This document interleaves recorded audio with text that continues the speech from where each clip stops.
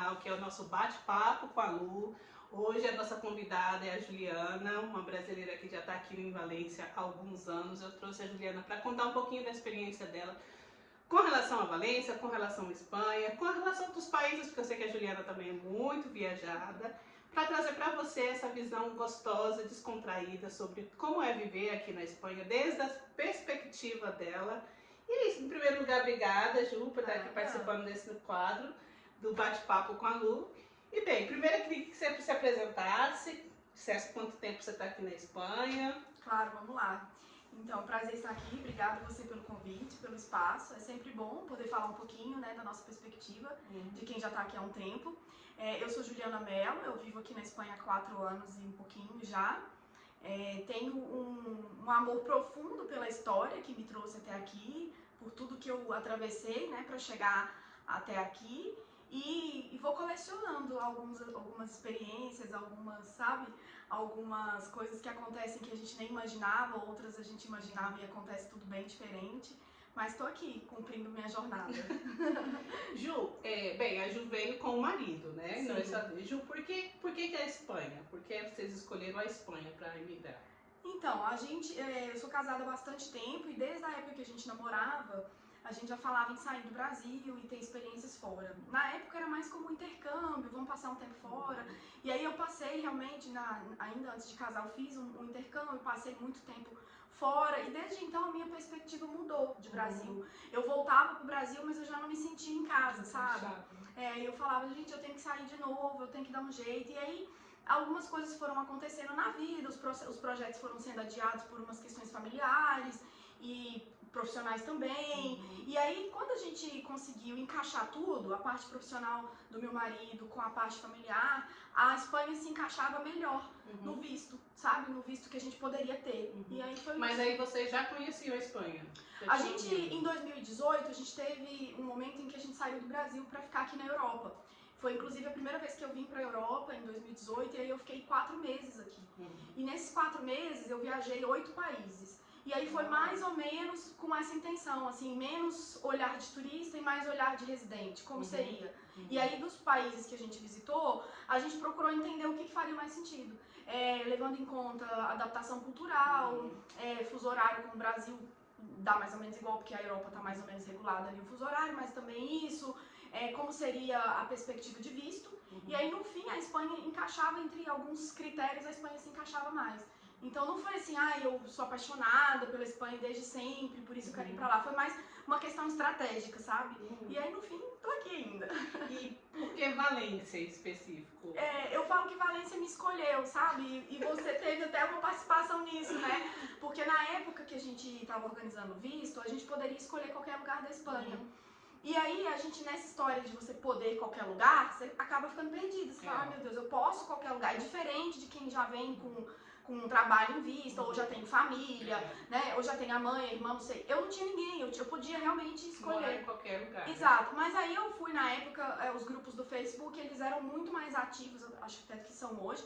Né? Aí dentro dos grupos do Facebook eu ia falando, tô procurando e tal. E aí no fim apareceu uma família que estava indo embora pro Brasil, aqui de Valência. E eles estavam vendendo tudo, e eles estavam procurando uma pessoa que entrasse e comprasse tudo. E aí deu certinho, eu entrei, comprei tudo deles, eles me indicaram pro proprietário e eu entrei e tô lá até hoje.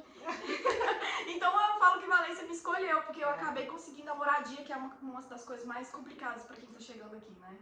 Ju, aí você falou que vocês vieram já com visto tudo organizadinho, tá? E vocês vieram com que tipo de visto? Pode falar? Claro, eu vim com a residência não lucrativa, que é um visto, ainda hoje ele é vigente, ele existe, né, esse visto. É um visto voltado para quem vai viver na Espanha, mas não vai trabalhar na Espanha. Então isso era um desafio, né? Porque a gente é jovem, a gente trabalha, tem uma vida agitada, movimentada, faz um monte de coisa. De repente eu cheguei aqui e não posso trabalhar aqui. Então eu tinha que trazer toda a renda para cá, saída do Brasil. Era um dos requisitos do visto, né? Comprovar que você tem um aporte X lá de euros todos os meses e viver aqui sem ter nenhum tipo de trabalho aqui. E na época não existia o visto de nômade digital, que é um visto super, tá super em alta hoje. Se eu não me engano foi 2023. Foi 22 para 23 eles começaram a agitar e eu vim em 21. Então, quando eu vim, era residência não lucrativa e foi o que se encaixou, foi o que deu certo. Mas aí vocês fizeram tudo sozinhos ou vocês contrataram uma assessoria? Tudo sozinho. Tudo sozinho? E foi difícil? Você acha que foi difícil? Assim, eu sou bem curiosa, né? E na época eu me dediquei muito a esse projeto. Né? Exato. Então, quando eu saí daqui em 2000, eu fiquei, né, como eu comentei, eu fiquei 4 meses, de 2018 para 2019. Aí voltei pro Brasil no comecinho de 19. E aí lá no 2019 eu já falava, nossa, vou estudar isso, vou fazer aquilo, vou fazer tal. Na virada do ano eu aplico. Só que aí na hora que virou o ano entrou pandemia. E aí entrou pandemia, a gente falou, putz, e agora? Tudo fechado, não vale a pena a gente aplicar agora, vamos esperar um pouquinho. Esperamos um pouquinho, mas eu já tava assim, preparada, sabe? Eu já tinha todas as informações, eu já sabia que a gente cumpria os critérios. Eu sou de Brasília, né, o Brasil, então a embaixada tá ali do meu lado. Eu já tinha ido na embaixada, já tinha conversado. Então, eu fiz tudo sozinha porque eu me dediquei muito.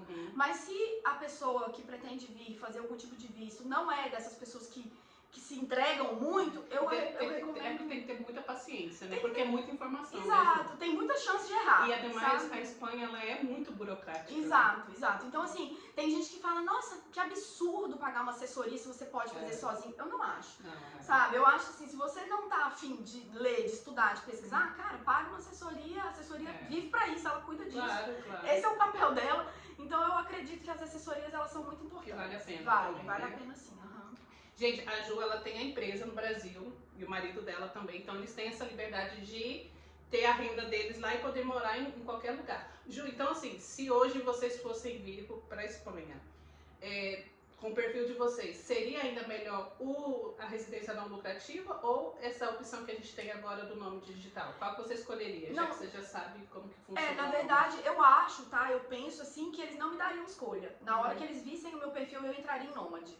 Exato, porque o visto de nômade, ele é o visto para quem trabalha e tem fontes de renda recorrente, ainda que não esteja fisicamente trabalhando aqui na Espanha. Sim. A residência não lucrativa, hoje ela se tornou mais um visto para quem tem rendimentos, sabe? Quem já é aposentado, ou quem herdou uma grana, ou quem juntou um patrimônio e não vai efetivamente trabalhar. Então, na época, eles me questionaram, se você tá indo, quem vai ficar trabalhando no seu lugar? E aí eu falei, não, é uma empresa familiar, eu tenho mãe, irmão e tal. E aí eu convenci eles de que eu não ia realmente trabalhar. E aí, nesse caso, vocês passaram por uma entrevista? Não é que foi exatamente uma entrevista, é que quando você vai entregar a documentação, eles dão uma revisada, bem por alto, eles dão uma olhadinha ali.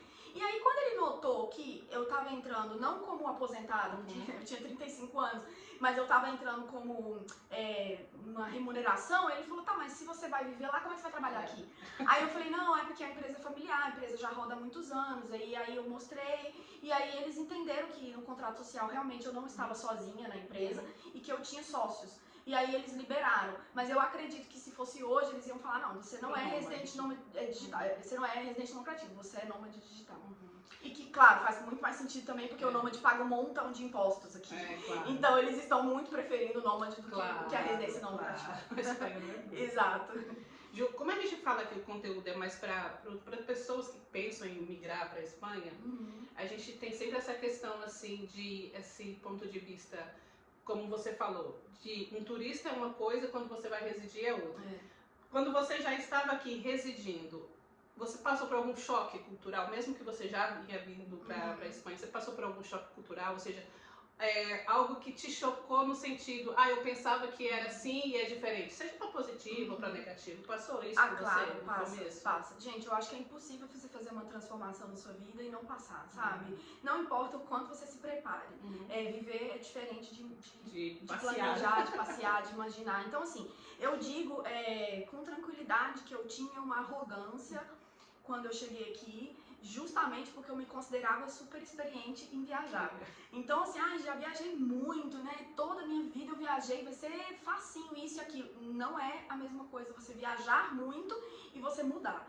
Então, assim, eu já tinha mudado para a Austrália uma vez, já tinha morado no Canadá quando eu era mais jovem, mas é diferente de você vir com 35, 36, na época de pandemia, para um país culturalmente diferente como a Espanha. A Espanha é muito peculiar. Por mais que ela esteja na Europa, e nós temos a mania de colocar todo mundo no mesmo pacote. Fala Europa, acha que tudo igual. Exato, mas existe, assim, uma discrepância enorme entre cada um dos países, né? E aí eu cheguei aqui com muita tranquilidade de que ia ser facinho e eu Que o idioma é fácil, cara, muito parecido é fácil, né? Eu dei uma topada na parede com o espanhol, com o idioma.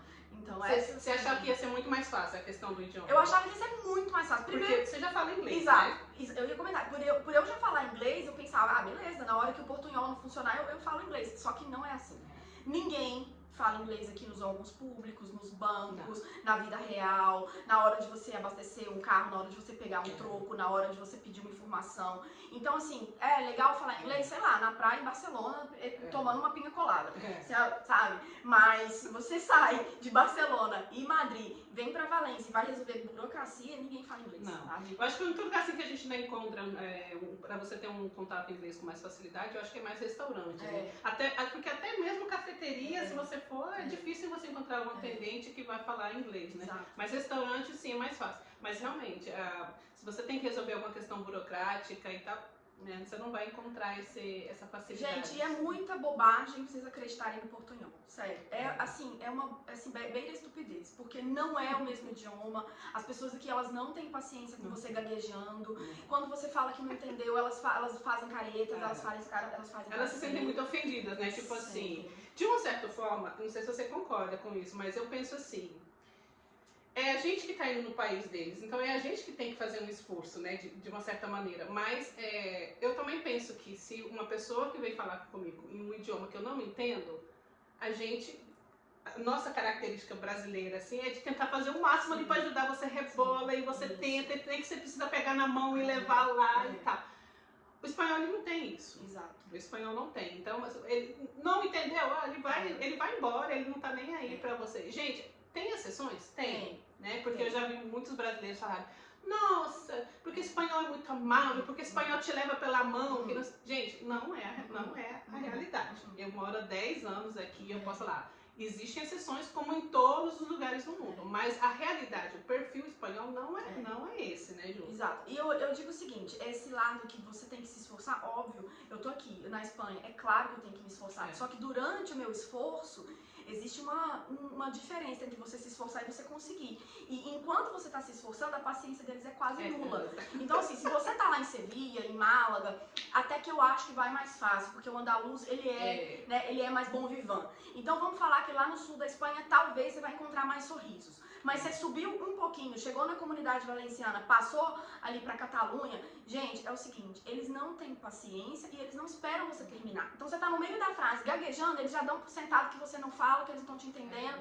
E aí tem restaurantes, né? Você vai pedir alguma coisa, se você não sabe, você quer perguntar, o que é isso, tá? Tipo assim, tá incomodando, né? Tipo... Exato, eles bufam, então é bem complicado. E assim, Valência tem umas características de interior ainda, né? É engraçado que nós estamos com quase 1 milhão de habitantes em Valência, mas tem uns negócios assim, os bares, por exemplo, não tem cardápio, sabe? E aí eu lembro que eu chegava e falava assim, o que tem pra comer? E a pessoa olhava e falava assim, como assim o que tem pra comer? Isso aqui. Eu falava, como que eu sei o que eu quero? E ainda é assim, muitos lugares. E aí eu falava, como que eu sei o que eu quero? E a pessoa tava lá, cara, tem tostada, tem isso, tem... Aí ele falava um monte de coisa. Aí eu escutava uma e falava, essa aí. E aí eu não sabia quanto custava. E aí eu ficava, meu Deus, isso aqui custa 30. E ainda você veio depois da pandemia, que tava a questão dos cardápios, era tudo no código, né? QR, então, QR em português, né? Que a gente fala, acostumou tanto com o QR. Então tava toda essa bagunça. Nossa, realmente é um estresse. Foi bem difícil no começo. E aí você fica bem limitado a não se comunicar. E como eu sou uma pessoa comunicativa, eu me frustrava. Então eu chegava em casa chorando, eu falava, não é possível, o que eu tô fazendo aqui? Teve um episódio que eu caí de patinete, você lembra, né? Eu caí muito feio de patinete, foi um acidente mesmo. E aí eu não conseguia pedir socorro, gente, não saía nenhuma palavra em espanhol. E aí eu comecei a chorar e falar inglês, porque na hora do sufoco o inglês saía da minha boca. E aí eu comecei a falar inglês com as pessoas e todo mundo parado olhando pra mim assim, o que eu faço com essa menina falando inglês? Aí apareceu um filho de Deus lá que falava inglês, aí ele me entendeu, pegou meu celular, ligou pro meu marido. Então é uma situação assim, esse dia foi um dos piores, porque eu falei, nossa, numa emergência eu não consigo me comunicar. Se sentiu vulnerável, eu acho. Super vulnerável. Aí eu comecei a pensar, se eu atropelo alguém, aí começava a viajar na maionese. Se eu atropelo alguém, se eu bato o carro, como que eu faço? Então assim, gente, estudem espanhol, porque não é portunhol. Pelo menos uma preparação prévia, porque eu acho que o idioma mesmo a gente sempre vai aprender de verdade quando você tá no local, né? Porque eu achava que eu sabia alguma coisa porque eu já me relacionava, né, com o espanhol, entendia bem. Mas quando você está ali no país, ali que você se sente vulnerável só por você não estar no seu país, por mais que você seja uma pessoa viajada e tal, tudo mais, você passa por esse processo de se sentir, às vezes até perdido no sentido, quem sou eu, o que eu estou fazendo aqui, por que eu estou aqui, né? Sim, você passa isso, você se pergunta, e você fala, poxa, depois de, sei lá, 10 anos estudando inglês, por que eu tô passando por isso aqui? Ah, então tá bom, então vamos aprender de novo. Então, aí até que deu o calendário oficial da escola de idiomas, até que eu consegui vaga na escola de idiomas, aí fui estudar e me dediquei bastante. Claro, eu tenho 97, 8% da minha vida espanhola é com brasileiros, os meus clientes são brasileiros, a minha vida é brasileira, meu marido é brasileiro, eu não tenho filhos, eu não tenho convívio com a comunidade espanhola. Então ainda hoje, 4 anos depois, quase 5 anos depois, eu ainda me sinto vulnerável em espanhol. Só que, obviamente, é super entendível. Né, hoje eu já falo, hoje eu já me comunico, hoje eu já sei me expressar. Se alguém vier com grosseria pra mim, eu já sei me defender, sabe? Então é isso, mas não é assim, sabe? Eu falo português, vou falar espanhol, não é. Não. Assim, eu super entendo, porque a minha mãe e a minha irmã passaram por isso, mesmo que elas vieram comigo já estando aqui já há um certo tempo, então eu já dominava o idioma. Mas eu entendo porque quando eu me mudei porque o meu ex-relacionamento era aqui de Valência, na Espanha, e então eu só convivia com espanhóis. Faz uma diferença. Era 24 horas do dia, todos os dias da semana. E há 10 anos atrás, aqui na comunidade valenciana, não tinha quase estrangeiros. Quase não se via brasileiros. Eles estão se abrindo agora, eles estão descobrindo agora que existe. Então, assim, por isso que é isso que você falou, a Valência, a comunidade valenciana em si ainda é muito fechada para estrangeiro, por isso, gente, porque até muito pouco tempo atrás não existia essa convivência dos espanhóis dessa região da Espanha com estrangeiros, então eles ainda estão numa fase meio rebelde. E eles não valorizam como a maior parte do mundo, porque onde eu vou, a maior parte do mundo que eu já fui, quando eu digo que eu sou brasileira, eu recebo um sorriso de volta. As pessoas sorriem e falam, ai, que legal o Brasil. Gente, o Brasil é interessante. O Brasil é famoso por muitos motivos. Nós somos um povo rico em cultura, em comida, em paisagens. A gente tem diversos climas e tal. Quem minimamente entende de geografia sabe disso. E o espanhol... Somos praticamente. E muito, né? A gente tem praia, montanha, deserto, a gente tem cachoeira, tem... Aí quando você vai bater papo com quem gosta, a pessoa fala, nossa, eu tenho vontade de conhecer o Brasil, Quando você vai bater papo com um espanhol que nunca saiu de Valência, ele fala, tipo, o que você tá fazendo aqui, minha filha? Se você não fala, se você não trabalha, então, né? Imagina. E eu não trabalhava, eu não estudava, eu não falava espanhol. Era tipo, o que você tá fazendo aqui? Vai embora pra sua casa. Então, assim, não foi nenhuma nem duas vezes que as pessoas falaram, por que vocês aqui? Porque não entende porque tá aqui, né? Exato. Mas sabe o que também que eu acho, Ju, o que eu percebo? Porque meu público sabe, eu tenho um negócio, um salão de beleza, então também recebo muitos brasileiros. Só que eu percebo que o próprio brasileiro se despreza muito o Brasil, sabe? Então, assim, é como você falou, quando você conversa com alguém que entende geografia, da história, o papo rende e você sai dali orgulhosa de vir de um país tão rico em muitas coisas. E quem não? Mas aí chega um brasileiro, por exemplo, o espanhol já tem essa mentalidade de muitas coisas, que o Brasil é só pobreza, é favela, é a mulata lá o dia todo vestida com a roupa de samba e tal. É triste, mas... É a verdade. Mas aí o próprio brasileiro chega aqui, a maioria, infelizmente, se posiciona muito degradando o próprio país, né? E endeusando muito Espanha e Europa. Então isso eu acho que contribui para que a mentalidade deles ainda sinta muito fechada. Eu acho lamentável, porque eu acho que a gente tem que se orgulhar de nós, né? Afinal, nós estamos aqui, nós buscamos uma vida diferente. Eu não estou dizendo que nós não temos que sair do Brasil, gente, nós não nascemos árvore. A gente pode viajar o mundo inteiro, mas eu acho que ter orgulho das nossas origens é uma coisa muito bonita. É muito bonito. Sabe? E um dia eu tive uma oportunidade de ter uma conversa bem desagradável, porque uma pessoa, uma espanhola, me encontrou e aí no grupo a gente, aí de onde você é? Eu falei, do Brasil. Ela, como assim você é do Brasil? Aí eu falei, sim, eu sou do Brasil. Ela falou, mas você não é negra. Aí eu falei, tá, mas e daí? O Brasil é um povo multicultural. Nós podemos ser de qualquer cor que queremos, porque somos brasileiros ainda assim. Ela falou, não faz sentido. Todos os brasileiros que eu conheço são negros. Eu falei, desculpa, mas você conhece muito mal os brasileiros. Desculpa, mas você não tem nem ideia do que é um brasileiro. Aí eu falei pra ela, temos pessoas de todas as cores e somos o povo mais miscigenado do mundo. Então, assim, não tem esse estereótipo de, eu sou negra e danço samba o dia todo. É muito triste, sabe? Então, é bem isso. Mas é a realidade. A gente precisa também entregar um pouco de genuidade, né, de quem a gente é. Então, Ju, então, aproveitando esse gancho que a gente tá falando, dessa mentalidade e tal, você já sofreu algum racismo? Por mais que essa pergunta que a moça te fez, mas você não é negra, tá? De uma certa forma já é um pouco de racismo, né? Mas assim, você sofreu uma situação assim que você se sentiu, assim... Eu já senti algumas vezes, eu não entendo como um racismo por tema de pele, mas uma xenofobia. Xenofobia. Tá? Uma xenofobia eu já senti. Já houve ocasiões, assim, umas 2 ou 3, que as pessoas me questionaram por que eu estava aqui. Então, uma delas eu estava numa loja e eu comprei uma bolsa. E na hora que eu fui, eu já queria usar a bolsa no mesmo momento. E aí eu fui lá no balcão pedir o rapaz uma tesoura pra cortar o lacre. Isso, a etiqueta. E aí ele achou que eu estivesse roubando a bolsa. Ele não entendeu que eu tinha pago a bolsa. E aí até que eu consegui explicar que eu já tinha pago, pegar um ticket e mostrar pra ele, ele fez uma confusão, falou muito alto comigo. E perguntou, o que você tá fazendo aqui? Por que você não volta pro seu país? Por que você não vai dar problema no seu país? Sabe? E aí ele falou, você tá causando problema no país dos outros. Falou assim comigo, sabe? E aí eu fiquei muito envergonhada e fiquei com o rosto todo vermelho. E aí comecei a querer chorar. E aí eu não consegui explicar pra ele. Então assim, uma coisa ridícula, né? Que é, pega a tesoura aí, por favor, e corta o lacre aqui que eu já quero usar. Virou uma confusão. Aí minha mãe tava junto. E aí minha mãe ficou assustada do cara falando alto comigo. Claro. Então assim, isso foi uma situação bem ruim. Fazia, não sei, uns 20 dias que eu tinha chegado. Eu não conseguia falar nada, gente, é nada. Quando você fala um outro idioma que não é o que você está tentando falar, quando você tenta falar alguma coisa que não é português, só sai o outro, entendeu? Então na minha... Quando você tá nervosa, né, não sai nada. Exato, então assim, o meu idioma número 0 é o português, que ele sai sem eu pensar. O número 1 era inglês. E aí quando eu ficava numa situação de pressão, saía só em inglês. E aí eu ia conversar em inglês com o menino lá gritando comigo no balcão da loja de bolsa. Foi uma coisa muito ruim. Então essa foi uma vez que ele mandou eu voltar pro meu país e parar de causar confusão no país dele. E teve uma outra vez numa cafeteria também, que o cara falou que não recebia tarjeta, cartão, e eu não tinha dinheiro. E aí eu falei, desculpa que eu tô sem dinheiro aqui, como é que a gente faz? E aí ele falou assim, essas pessoas que chegam na Espanha despreparadas. E aí eu falei, não, me desculpa, realmente eu não sou daqui, mas eu tô aprendendo. Aí ele falou, se você não é daqui, você tá fazendo o que aqui? Aí eu falei, eu tô conhecendo, eu tô estudando. Aí ele falou assim, mas você trabalha? Aí eu falei, não. Ele falou, então você tá atrapalhando. Se você não trabalha, você tá atrapalhando.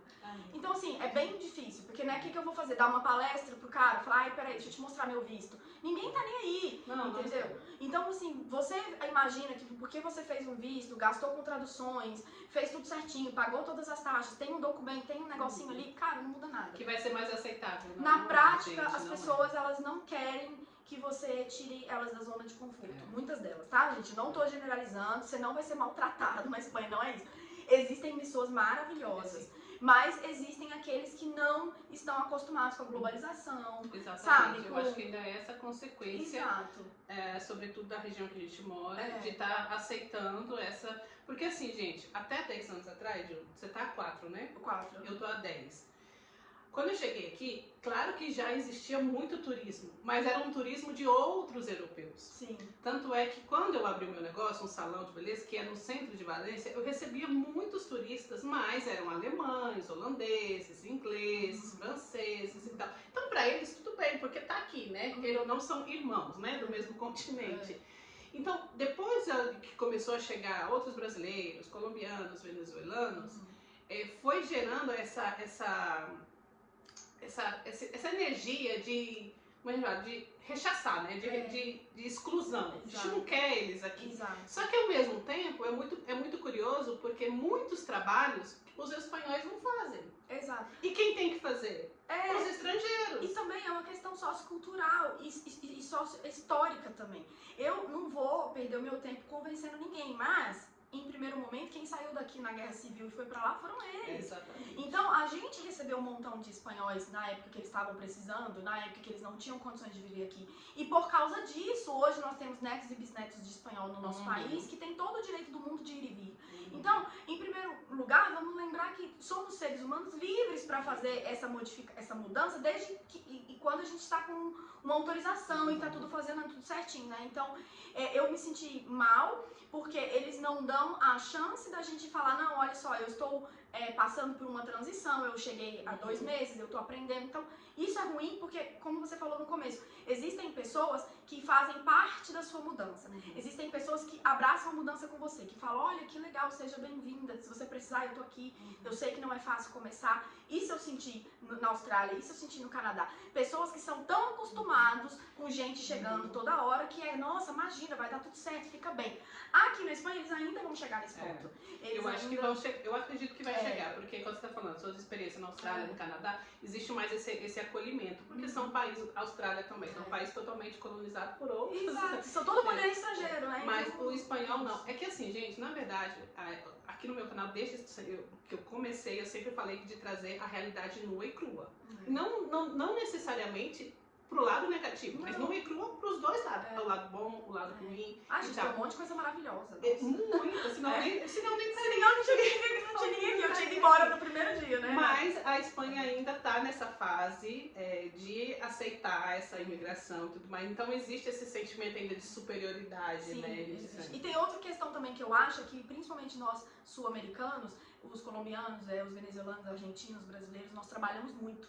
Muito. E a gente chega aqui com força mesmo, de vontade, e a gente é mais carinhoso, né, e tal. Só porque eu dou um exemplo, gente, tem o grupo do WhatsApp aqui do prédio que eu moro, né? Então, praticamente, eu acho que deve ter eu e mais umas 2 famílias que são... Tem mais umas moças brasileiras que moram aqui também.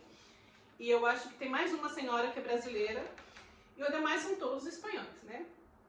Então, às vezes, quando a gente vai precisar resolver alguma coisa no grupo, tem alguma dúvida e tal, aí eu vou lá e respondo bem carinhosamente, então, você faz de tudo para ajudar a contornar a situação. Eles não querem. Se você fala alguma coisa, eles nem te respondem, te deixam no vácuo e tal. Então, às vezes, você fica, poxa vida, quando que isso vai mudar? Quando que essas pessoas vão...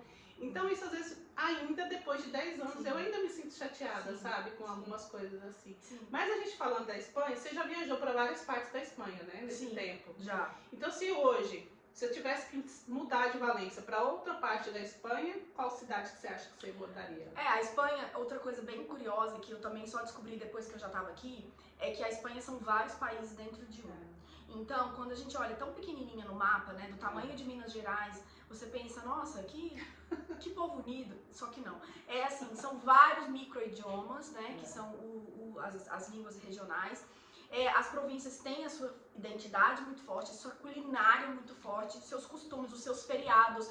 Então é muito hilário, assim, porque às vezes eu tô trabalhando na Espanha, que hoje é feriado na Catalunha. Eu falo, meu Deus, tá bom. Amanhã é feriado na Galícia. Então, eles têm seus próprios calendários, eles têm seus eventos culturais. Então, depois eu começo a perceber que existe uma Espanha em cada canto mesmo.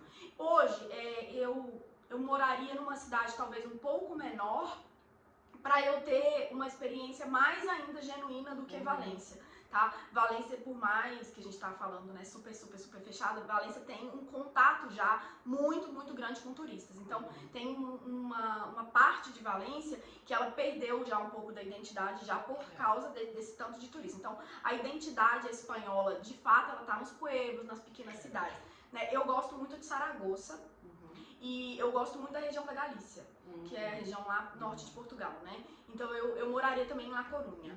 Mas a região de Andalucia é preciosa, até a gente sabe que Sevilha, Málaga, Granada são cidades lindas.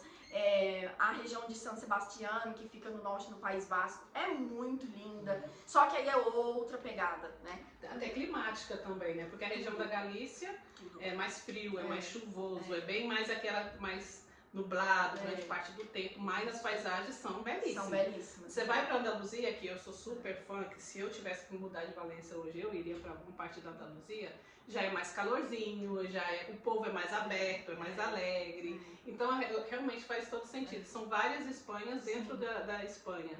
Eu achei graça que outro dia foi feriado, acho que foi dia 25 de janeiro, 24 ou 25 de janeiro, que é dia de São Vicente Mártir.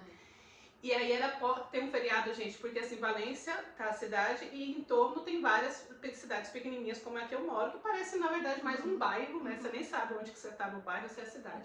E aí era o feriado de portas para dentro, porque Valência tem algumas portas em torno da cidade. E o feriado, então, era só dentro da cidade. Onde que eu moro, em Paterna, que tá dentro de Valência, que é praticamente como um bairro, não era feriado. Então, os supermercados aqui onde que eu moro estavam abertos, mas tudo dentro de Valência. Aí foi muito engraçado porque a minha mãe mora perto de uma das portas, que é a Porta de São Vicente. Então, assim, umas 2 quadras da Porta de São Vicente. Aí, assim, daquelas 2 quadras para casa da minha mãe, tava tudo fechado. A gente passou de carro, tava tudo fechado. E 2 quadras para fora tava tudo aberto, porque já era portas para fora. Eles se dividem muito. Então a Espanha ainda tem umas coisas assim muito arcaicas ainda, eles né? se dividem, É engraçado. Eles se dividem no idioma, na cultura. Então, por exemplo, o País Vasco, além da língua deles serem totalmente diferente, qualquer coisa que você já imaginou na sua vida, eles ainda fazem questão de serem diferentes. Então eu tenho amigos vascos que eles falam, eu não sou espanhol, eu sou vasco. Também tem uma conhecida que também. Gente, então, é aquele idioma que é euskera. Gente, é uma coisa assim, pra mim, quando eu escuto, é como se eu estivesse vendo um indígena falando. Eu não sei, mas se você sabe, é uma curiosidade, o euskera é um dos únicos idiomas do mundo, se não o único, que ele não deriva de nenhum e nenhum deriva dele. Sim, então ele é bem peculiar, sabe? Peculiar. Ele não lembra nada que você já tenha visto.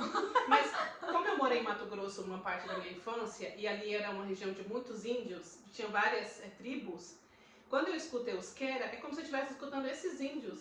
É incrível, não sei se tem algum sentido, mas na minha audição é como se eu estivesse escutando aqueles índios ali. É bem peculiar. Ju, conta um pouquinho do seu trabalho. Por que você decidiu trabalhar na Espanha nessa área? Se você gosta. No final do vídeo, na descrição do vídeo, eu vou colocar o contato da Juliana.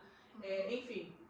Foi natural, eu já fazia isso, já era uma coisa que eu sempre tive envolvida e não foi uma coisa assim, eu estou hoje, não estou fazendo, amanhã eu estou fazendo. Foi bem natural, eu saí do Brasil já envolvida nos meus processos de visto, ali eu já trabalhava com muita gente que já chegava na Espanha com o mesmo visto que eu, e aí quando eu entrei 2 anos e fiz a documentação para trabalhar na Espanha, que eu já não estava mais dentro daquele visto de residência não lucrativa, saiu minha nacionalidade, eu já fui tratada como uma espanhola, foi natural. Então estou trabalhando no seguros já há bastante tempo. Hoje eu sou corretora de seguros aqui na Espanha, mas atendo majoritariamente as famílias brasileiras. E então, qual é a seguradora? Eu trabalho na Sanitas atualmente. E trago famílias e nômades digitais, residência não lucrativa, vistos de estudo, todos esses vistos que precisam de seguros. Precisam, né? Acho que todos precisam, né? Todos precisam, e também quem precisa de seguro, que precisa mesmo, que não tem opção, são famílias também que chegam aqui com os passaportes europeus. Então quem vem para a Espanha com passaporte português, com passaporte francês, com passaporte italiano, que são muitas famílias, elas precisam do seguro também para se regularizar.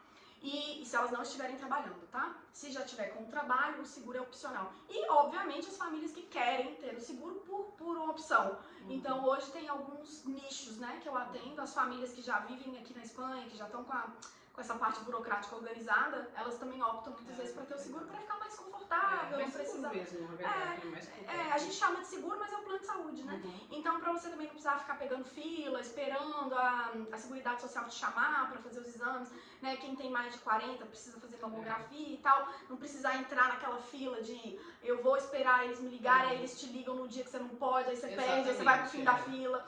Então, quem pode e se preocupa um pouco com essa parte de saúde, é muito bom ter um seguro. Eu acho que aqui na Espanha é muito acessível, né, Ju? Que a gente paga, né? Eu acho acessível. Ainda ontem eu conversava com um cliente sobre isso. Eu acho assim, eu não quero entrar no mérito do que é caro e o que é barato, porque isso é individual. Mas se nós falarmos em percentual de salário, no Brasil, uma família de 3 pessoas vai gastar entre um salário mínimo e um salário e meio do Brasil para ter um seguro médico. Aqui... O total, que cobre tudo. Isso, eu tô dizendo assim, um seguro completo no Brasil para uma família de 3, pai, mãe e um filho, ele vai pagar entre R$1.500 e R$1.800. Isso nós estamos falando que é um salário meio, um salário meio do Brasil. Aqui uma família de 3, pai, mãe e um filho, vai gastar mais ou menos 15% de um salário mínimo europeu, o salário mínimo espanhol. Então, um salário mínimo da Espanha, que está entre 1.200 e pouco, eu acho, você vai gastar aí 15% disso para ter um seguro para vocês 3. Então, assim, você vem me falar que 200 euros por mês é caro? Sim, eu concordo, 200 euros por mês não é uma coisa barata. Mas nós estamos falando que no Brasil, para ter a mesma coisa, você vai gastar aí R$2.000, 1.800, 1.500. Então, sim, seguro é aquela coisa que depende da idade, né? O meu pai veio para cá em maio e eu tava perguntando, porque o meu pai não tem seguro. Ele paga tudo diretamente quando ele precisa. E aí eu perguntei, pai, mas por que você não tem o seguro? Meu pai tem 67 anos agora. Ele falou, minha filha, é que é muito caro. É muito caro. Eu fui com um seguro para mim completo. Na idade que eu tenho, ele falou que seria pelo menos uns 2.000, 2.500 para a idade dele, né? Eu falo, poxa vida, quem é que tá podendo, assim, no Brasil, tá tirando da sua renda esse valor só para o seguro de saúde? Não é que é só para o seguro de saúde, mas não é todos os meses que a gente usa, né, o seguro-saúde. Então, poxa vida, é nessas horas que você fala, poxa, então onde que eu tô é muito mais acessível as então, coisas. exatamente, é bem, né, eu não quero estar aqui também fazendo aquela comparação e dizendo, porque no Brasil é impossível, aqui, cada um tem uma realidade. Exatamente. Então, assim, sério, se você tá feliz, você tá gostando do Brasil, tem um plano de saúde, que bom, Ótimo. ótimo, mas aqui você vai ter um plano bom de saúde desembolsando um percentual muito menor. Então, as pessoas maiores, né, os mais velhos, por exemplo, as nossas mães, seu pai, minha mãe, né, minha mãe no Brasil também tá lá pagando mais de 3 mil por mês de plano de saúde. Se essas pessoas chegam aqui na Espanha, hoje, tá, nós estamos em março de 2026, hoje, março de 2026, uma pessoa na casa dos 60 vai pagar aí uns 180 euros por mês, tá? Isso para um casal vai dar aí uns 300 e alguma coisa por mês. Nós ainda estamos falando que não chegamos nem na metade de um salário mínimo. Exatamente. E um casal de 60 e muitos 70 no Brasil vai pagar 3 salários mínimos no Brasil para ter. Então, é mais acessível. Agora, é barato? Depende. Depende de como todo, qualquer lugar do mundo. Depende. Mas se a gente fazer uma comparação desse serviço, sim, Brasil, Espanha, ainda a Espanha é mais acessível. E além disso, a Espanha é bem diferente dos nossos vizinhos europeus. Então isso é uma vantagem que nós temos, porque os sistemas aqui funcionam parecidos como no Brasil. Você tem o privado e você tem o público. Se você tem os dois, você escolhe. Se você quer ir no público, você vai. Se você quer ir no privado, você vai. Se você quiser fazer check-up, exame de, não sei, de coluna, de joelho, de dermatologia, de ginecologia, mastologia, tudo privado você faz. Não tem alguém que te impeça. Existem alguns países que nem pagando você faz. Exatamente. Né? Então a Alemanha, na França é um pouquinho chatinho essa questão. A Alemanha também é super difícil. Ou você vai pra fila ou você vai pra fila. Então, gente, sim, o sistema espanhol é muito tranquilo para os brasileiros. A gente tem a vantagem de ter alguns médicos brasileiros, assim, não é todas as medicinas, todas as áreas que tem médicos brasileiros, mas um ou outro tem. Os hospitais públicos, aliás, privados, são muito bons. Então tem um conforto bem gostoso para quem pode arcar com o seguro médico aqui na Espanha, sabe? Eu fiz o seguro médico aqui na Espanha em 2020. Até de 2015 a 2020 eu nunca tinha feito seguro saúde. Sempre usei o público. E sempre foi muito rápido, até então era muito mais rápido que agora. Agora realmente existe uma lentidão praticamente em todas as áreas da saúde. E 2020, quando eu fui engravidar, aí eu fiz o seguro, porque a minha ginecologista é brasileira e eu queria fazer tudo com ela, o parto e tudo. E aí eu fiz o seguro e desde então eu tenho o meu seguro. Mas é porque também é muito acessível. Hoje, depois da pandemia, mudou muita coisa na questão da saúde, então tudo é mais lento, então o seguro facilita muito a vida da gente. Sim. Já que a gente está comparando a Espanha com outros países aqui, tem algum outro país que você tem vontade de morar, experiência, de viver mesmo lá, como você está vivendo hoje na Espanha? Então, é curioso, né, como que a vida vai funcionando. Quando eu cheguei aqui, eu falava assim que quando eu pegasse a minha nacionalidade, e aí eu iria poder escolher qualquer país da zona europeia, eu iria para outro. Eu falava, assim que eu puder, eu saio da Espanha. E hoje eu não tenho essa vontade. Hoje eu já estou tão acostumada a muitas coisas que eu tive que conquistar aqui, que eu estou um pouco cansada de pensar em fazer tudo isso de novo. Começar, né? Abrir conta de novo, se cadastrar de novo não sei onde, trocar todos os serviços, trocar o plano de saúde, trocar não sei o que lá. Hoje eu já pensaria 2 vezes, mas eu sou completamente apaixonada pela França. Completamente. Então, eu acho que tem um pedacinho da minha alma que se apaixonou pela França.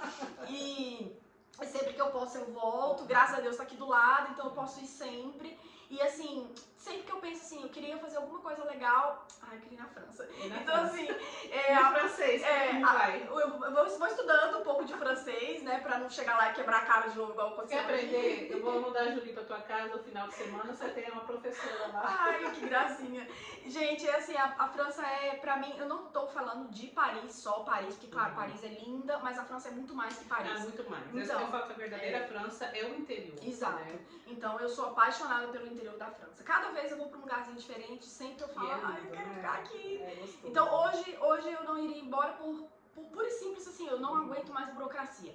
Mas a hora que eu descansar e falar Mas como assim, você é espanhola, você pode passar lá meses e tal, e sem ter que desfazer da tua vida. Exato, aqui, falando, essa é a ideia. Assim que eu puder... Isso é o bacana de ter a cidadania europeia. Exato. Assim que eu puder, assim, estrategicamente falando, porque eu também tenho muita coisa pra resolver no Brasil, então eu fico muito no Brasil, muito na Espanha. E aí acaba que se eu for colocar a França na história, são três países. Mas assim que a vida estiver mais tranquila, a França é meu próximo destino, com certeza. Mas você se arrepende de ter vindo pra Espanha? Não, jamais, não? Nunca. Tudo que eu aprendi, até porque agora sim eu falo espanhol, então eu falo espanhol bem, agora eu tô bem aqui, tô tranquila aqui. Emocionalmente, você se cansa muito no começo, né? Você sair da sua zona de conforto, conhecer pessoas, aprender a atravessar a rua, aprender a dirigir, aprender a falar, aprender... Gente, é como nascer de novo, né? Só que aí quando você chega nesse ponto em que as coisas saem automática, que eu chego no Brasil e que hablo em castelhano, às vezes eu tô no Brasil, tô lá, me pongo na taça de... Uma taça de café, uma copa de... E eu, gente, peraí, eu posso falar português. Então, quando eu cheguei nesse ponto, eu pegar e trocar de novo, eu não quero. Eu prefiro ir e vir, né? Que eu faço isso bastante.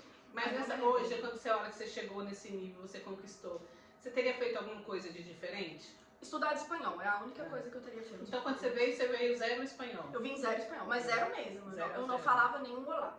Nada. Eu estudava um pouquinho, lia um pouquinho e pensava, quando chegar lá sai. Não saía só inglês. Então, bloqueava. E ainda mais com essa pressão que eles põem sobre a gente.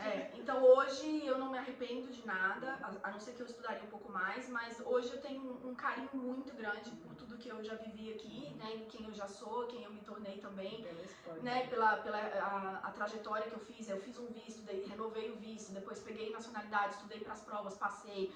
E comecei, e vou no Brasil, resolvo um monte de coisa, mas volto, tô aqui. Então, realmente, eu acho que aqui tem um... Quando a gente emigra, assim, a gente passa por todo esse processo, acho que nada mais abala a gente. A gente se torna forte, mais cascuda, né? E o espanhol, quando ele viaja, normalmente, assim, gente, até pouco tempo atrás, eles viajavam só dentro da Europa. De poucos anos pra cá, o espanhol, ele começou a ir muito para duas partes do mundo. Ou para a Ásia, a parte de Tailândia, a Indonésia, que tá sendo, tá de moda espanhol ir para lá. Ou para a República Dominicana. Então são, tipo assim, os países que estão de moda para o espanhol ir de férias. Entendeu? Ju, aqui em Valência, para uma pessoa que vem para passear, conhecer e tal, qual é o ponto indispensável que a pessoa não pode de jeito nenhum deixar de conhecer em Valência? Você fala turístico mesmo? Turístico. Gente, eu acho que a coisa mais linda de Valência é caminhar pelas ruas, né? Valência é uma cidade muito bonita, é charmosa, né? A iluminação de Valência é linda, com as luzinhas quentes e não tem fiação, então é aquela iluminação limpa, então aquele começo de noite, né? Quando as luzes se acendem, Valência fica muito charmosa. Romântica. Então, romântica, sabe? Pra mim, alugar uma bicicleta, pra quem tem mobilidade, alugar uma bicicleta e fazer um passeio de bicicleta é imperdível. Com todas as pessoas que vêm me visitar, todos os meus familiares e meus amigos, que eu faço um passeio de bicicleta. Porque aí eles falam, nossa, eu vi Valência com outros olhos. Porque aí um dia você pedala ali 30, sei lá, 40 quilômetros num dia e você consegue levar em vários pontos, aí você vai na praia, vai no parque, você vê o acender das luzes, você para, toma um cafezinho, continua, e aí você para, come uma paella, aí volta, aí anda mais um pouco, come um tiramisu, e aí é gastronomia misturada com exercício também, né, que já tá pedalando, E Valência tem que estar preparada para o ciclismo nessa parte, né? Sim, Valência é muito plana e tem ciclovia em todo lugar, né? Tem boa sinalização. Exato, não sei se você sabe, mas é uma das número 1 da Europa toda em ciclovia, em quilômetros de ciclovia. Então, se disser pra mim o que é imperdível, é pra quem pode alugar uma bicicleta. Porque com ela você vai realmente conhecer a cidade inteira de várias perspectivas. Ju, você falou da paella. É o seu prato preferido ou não? Tem outro? Não. Um prato espanhol? Você não, tem algum? Eu tenho um costume espanhol que é da culinária, que eu já me apaixonei, eu não vivo sem, é o pão com tomate. Eu também. Acho que eu ir na cafeteria de manhã, não tem outra opção pra mim que o pão com tomate. Gente, é muito gostoso. Pão com tomate ralado e azeite. E azeite, salzinho, salzinho. Então tem um pão que já é um pão muito gostoso. O tomate daqui é um tomate maravilhoso. Diferente. Aí eles fazem ele ralado. E a laranja, Ju? Que eu acho que é uma das melhores frutas daqui, que é melhor que no Brasil, porque não tem fruta melhor que no Brasil, mas eu acho que a laranja daqui é muito melhor. que ela é muito mais docinha, não tem a semente. Né? Eu gosto também das mexericas daqui. Nossa, também. Muito, também. né? Que é a laranja, a mexerica. Eu gosto muito das coisas boas da Espanha. E aí, sabe o que eu procuro também, Lu? Eu falo muito isso com as pessoas. Para de comparar. Porque no Brasil tem coisas boas e na Espanha também. Se você ficar aqui na Espanha procurando as coisas boas do Brasil, aí você não vai encontrar polvilho, aí você não vai encontrar tapioca, aí você vai falar que sente falta da pamonha. Gente, eu sou goiana, eu amo pamonha. Mas quando chega aqui eu esqueço, eu vou comer pão com tomate, sabe? E quando dá vontade de... Eu, por exemplo, também como uma goiana, quando às vezes dá uma vontade, o que eu faço? Eu vou compro milho, tem milho. Exato. Eu vou compro milho, faço um curau, bato aqui, faço uma pamonha assada, tipo, dá um jeito só pra matar aquele gostinho. Dá pra gente se virar, porque agora é muito mais fácil pra gente nesses últimos, eu acho que talvez uns 4, 5 anos pra cá, tem mais acesso a produtos que o pessoal traz do Brasil para vender, lojas, né? Então tá mais acessível. Mas você já conheceu algum brasileiro que está aqui há muitos anos e que tipo assim, que tá mais com a cabeça lá no Brasil do que aqui, que não se abriu pra cultura ainda? Muitos. Eu também. E eu acho uma pena, sabe? Até o idioma, gente, eu conheço brasileiros que estão aqui há mais de 20 anos. Aí eu imagino, se eu estou há 10, já não existia estrangeiro, há 20 anos então, e a pessoa é portunhol total. Eu sinto uma pena e não dá pra criticar e falar, olha, você devia fazer, a gente tem que dar conselho pra quem não pediu, mas eu juro, quando eu tô aqui, eu tento viver aqui, sabe? Então me dá muita pena de ver quem tá aqui buscando o Brasil em cada esquina. Então você quer um canal brasileiro, você quer ouvir as notícias do Brasil, você quer participar do Brasil, você quer saber o que tá acontecendo lá no Brasil, você quer comer comida brasileira, você quer ouvir... Gente, então com brasileiro. É mais difícil ainda, né? A imigração. Então eu já convivo muito com brasileiros, meus clientes são brasileiros, meu marido é brasileiro. Aí o que eu faço? Eu procuro ir para as cafeterias, eu procuro comer as comidas daqui, eu procuro comer o camarão sempre que eu posso, eu vou no Mercado Central como ostra, aí eu aproveito para comer o que tem aqui, sabe? Então assim, adoro uma pamonha, adoro, mas no Mercado Central de Valência eu como ostra toda vez que eu vou. Então eu tento fazer coisas assim, valencianas. Que permite, que é cultural e que é de fácil acesso pra gente, né? Porque no Brasil não é todo lugar que você vai encontrar uma ostra, por exemplo. Eu não como, mas por exemplo, você gosta de uma ostra, você desfruta de um camarão. Por exemplo, não são coisas que eu como. Mas no Brasil não é fácil isso, não só por questão geográfica, porque não é fácil toda parte, e por questão também financeira, porque essas coisas no Brasil também são mais caras. Então a gente tem esses privilégios de sentar numa cafeteria tranquilamente, comer seu pão com tomate ali. O pão com tomate é muito clássico, gente. É só comer pra entender o que eu tô falando. Todo mundo fala, ai que loucura, mas assim, é parente primeiro da brusqueta. E todo mundo adora brusqueta, então assim, dá uma chance pro pão com tomate que é muito maravilhoso. Foi nada, Ju, eu agradeço pela sua participação, eu adorei. Eu também, gostou? Eu adorei. Gente, a Ju foi muito espontânea, ela é assim mesmo, tá, gente? Não é ensaiada, eu já conheço a Ju há 4 anos, ela sempre que a gente conversa, ela é assim, muito espontânea, ela tem sempre muito conteúdo, ela é muito jovem, mas ela é uma pessoa muito experiente em muita coisa, eu gosto, olha, é das poucas pessoas assim que eu passaria horas com ela, assim, e sem me cansar. Obrigada. Porque ela tem sempre muito que agregar, né? Sim, na verdade passou que a gente nem viu, né? Foi um bate-papo super tranquilo e quando precisar de bater papo de novo, eu tô por aqui. Eu adoro falar. E pra quem quer vir, desculpa, pra quem tá vindo pra Espanha, precisa de seguro, já vou deixar aqui na descrição o contato da Ju para vocês contactarem com ela para ela te dar toda a assessoria dessa parte de seguro que vocês precisam. Sim. Vocês já viram aqui que ela é profissional, é gente boa. Eu pego as famílias e carrego no colo, porque eu não sei só vender o seguro. Eu entrego para a pessoa todo o conhecimento que eu acumulei, né? Então tem várias situações que as pessoas precisam de orientação e por que não? Essa orientação faz parte de quem eu sou, sabe? Eu não tenho como dividir. Eu não tenho como falar, peraí, eu vendo seguro, mas se você quiser uma orientação, você tem que pagar a parte. Não, é tudo junto, eu bato papo, eu faço uma ligação de vídeo, a gente troca ideia, tem pessoas que preferem telefone. Mas esse é o verdadeiro vendedor, sabia? Porque isso é saber vender. Porque um vendedor, ele não vende só o serviço, ele vende o pacote completo, ele tá ali se entregando. Eu também trabalho com o público, eu nunca vou, a pessoa vai lá só pra fazer o cabelo. Ela entra ali na minha energia, eu entro na energia dela, e tanto é que o meu público, Ju, depois de 10 anos, hoje eu tenho como uma família, sabe? Claro que tem aquelas clientes que vão, voltam, aquelas clientes que só tá de passo ali, tá? Mas o meu grande público hoje, a gente já se consolidou como uma família, porque a gente já existe essa confiança ali de compartilhar as coisas que tá ali, tanto as minhas para elas para mim. Então, é muito gostoso. E é muito gostoso isso, eu tô sempre disponível para bater um papo, tomar um café para quem estiver em Valência. Eu viajo pra caramba pela Espanha, então frequentemente eu tô em Andalucia, eu tô na Galícia também, eu subo no País Basco, eu tô na Catalunha, eu vou muito em Saragoça. Então, assim, Castellón, que tá aqui do ladinho, eu vou direto, delícia, né? adoro Castellón. Também. Então, assim, pra baixo Alicante também, que é comunidade valenciana, então tô sempre por perto. As pessoas que preferem telefone, que gostam de, né, daquela velha maneira de conversar, pode me ligar. Então é isso, Lu, tô sempre por aqui. Nada. Então tá aí, gente. Obrigada. Obrigada. Beijinho e até a próxima. Até a próxima.